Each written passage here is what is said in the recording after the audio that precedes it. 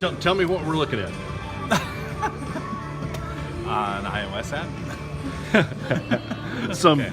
No, So we're looking at your current flights. yeah, so this is an app called Voyage, developed internally. And when a pilot opens this up, currently we're using it for 200 testers. You have a little flight bar across the middle here to show you your flights. We have something called a plotting chart that will be available just to our standards pilots, so we can look at all flights at all times. So we'll show you how that works. So click on here. It opens up. It'll load all the flights in the system. And we just added a search bar, so you can search by tail number if you want. So if I come up under here and I search 700, it'll find it wherever it is in the system flying It's a today. flight number. Yeah, so that's our very first 700 aircraft, and it goes tail 700, 701, Gotcha. or 001, but 700 pops up. Vancouver to Toronto. Actually, sorry, this must be flight. This is flight number. Sorry, this is a flight 700. I'm not sure what tail it is. And you just click on it, and then it'll download the flight plan. And so then you've got a whole task of things on the left-hand side there. We do, yeah. Scroll through. So you can scroll through the main. So you can see here it's a flight 700. It's a tail 818. So it's one of our NG aircraft.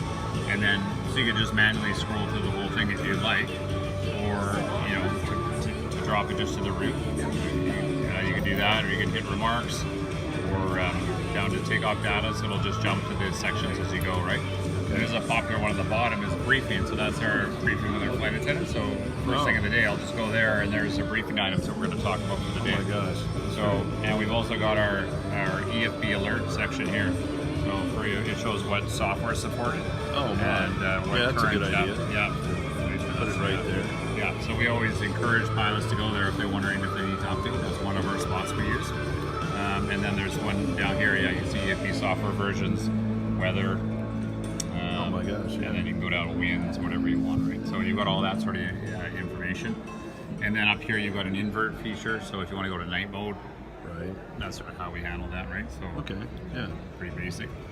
And then if we go to the nav log, one of the pieces with all our flying, ETOPS, etc., stuff like that, is that we'd have to keep track of our nav log. Sure. So really, this is reality. Here's the winds on this now. So if we're going to Vancouver to Toronto, I'm just going to, say it always defaults to the current time. So we'll say that we took off at 1810. So then it'll actually populate all the waypoints down off the flight plan all the way down, what times we're going to be at. And same thing for fuel.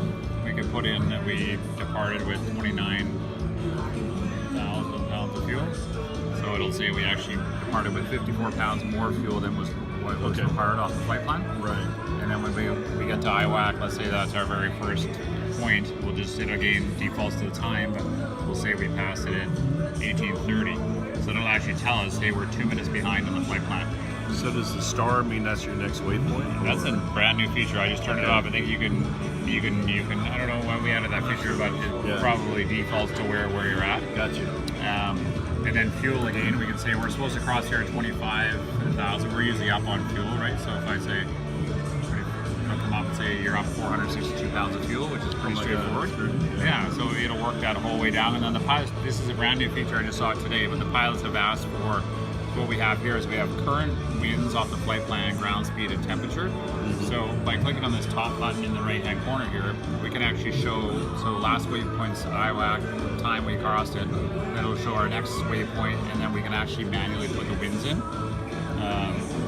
this section here. If we were actually flying, we can put the winds and temperatures, and then it actually shows our 2 minutes behind, and we're going to be late, but that's our actual schedule. Sure. Time. Sure. So since we're demoing. yeah, exactly. So that's sort of how that piece works. And then it should be, like I said, these are new. Yeah, you can manually type in your winds here if they're different. So this is a journey log, and you're cataloging all of your fuel time and all that, and then do you submit that at the end of the flight? No, it's a throwaway at the end of the flight, but for us, we've had cases in the past where we've been off fuel, there's been a misprint of the flight plan. Right. So we always track, it's a requirement to track your fuel burn and your times and your estimates across, and then obviously when we're doing ETOPS flying, Right. if we're missing waypoints by so many minutes, we need to update, right? So we have to keep even more critical calculations as we go across. And this wind, ground speed, air temperature is more of a ETOPS piece, but people like to track and say, okay, well, we're 5 minutes behind. Why is that, right? Okay, well, look, the winds are much stronger than forecast. So we have the ability through our FMS, we can request winds at a higher or lower altitude. So we'll give them some tracking information there. So this is obviously, living data because you're editing it. That's correct. Is this XML, HTML, PDF, text, just text? Yeah, so the servers are running back in the data center. Right. And we're tracking we pull all this information out of our Sabre dispatching system. Right. We house it into an intermediary system, and that's where this app logs in, and it parses the data out. So Ghost looks at their crew schedule, and it matches up the records, so when they come in, we can know who's supposed to get what. How do you define all of these points on the left-hand side? Is there a data tag that provides an anchor point? So when you click those, there is. And inside it comes out as one big file. Cool. And inside there, you can.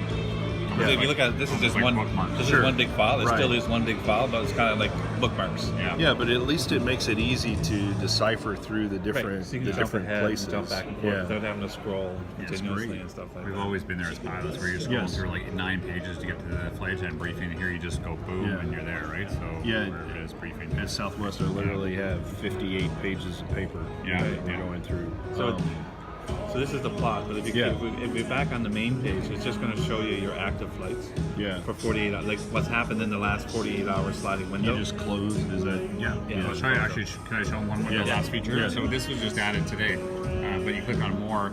So we have a load sheet, so it actually tells what that airplane's doing for the day and our loads. Oh so my you can gosh, see yeah. we're we got one flight that's sold out, and then so that's that's our great. loads for the day. And then this attachment piece will have the ability to just so the sample we've seen is that high level sig charts will show up on here.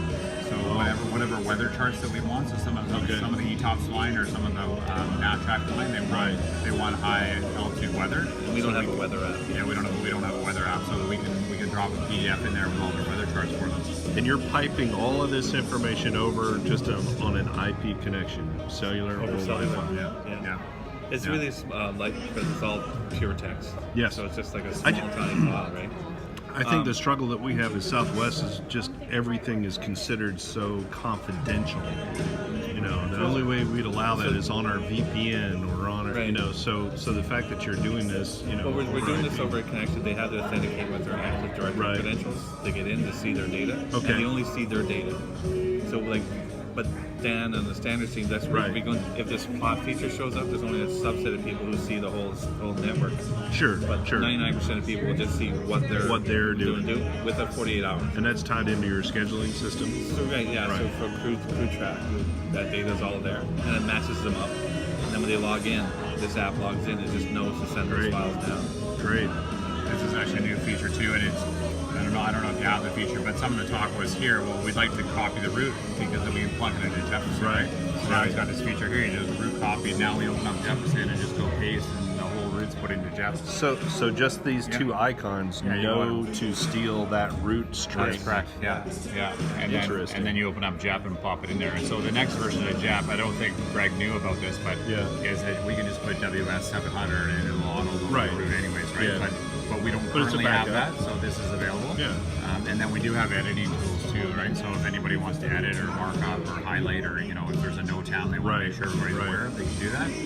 And yeah, like I said, you wanted to see this closed. Yeah, so that's interesting. That's all of your active flights that are flying. So this is kind of what a dispatcher would see, right? Yes, So, exactly. Yeah. And they do it. And since you're in your standard position, you're seeing that too. Yeah, so you Right. see this if a crew calls up and say, hey, we have a mechanical somewhere, we need support, I can pull up and see who the pilots are, who the flight attendants are, where they're located, employee numbers, and then down here it shows all our tail numbers, right? So all our tail numbers all the way down. And you can see the whole line of flying for the day for that aircraft. Yeah, exactly. Yeah, and we don't ever really have spare airplanes at all, right? So everybody's flying unless there's something going on. But the 4s are all our Qs, our Q400s, and then you get into the 6, 7s, and 8s, and then the max. Oh, so will be this a is 3. inclusive of the ongoing operation. Yeah, Both operations. because this app kind of evolved out of going along for. Right. So that's kind of where that piece is coming. So now we're the plan is both operations will use it. Well, thank you for sharing. That's quite innovative. Yeah. So You should be excited. Yeah. Hoping to get it out there too. No way to turn around the camera, but good job, guys. See you. Bye. Yeah.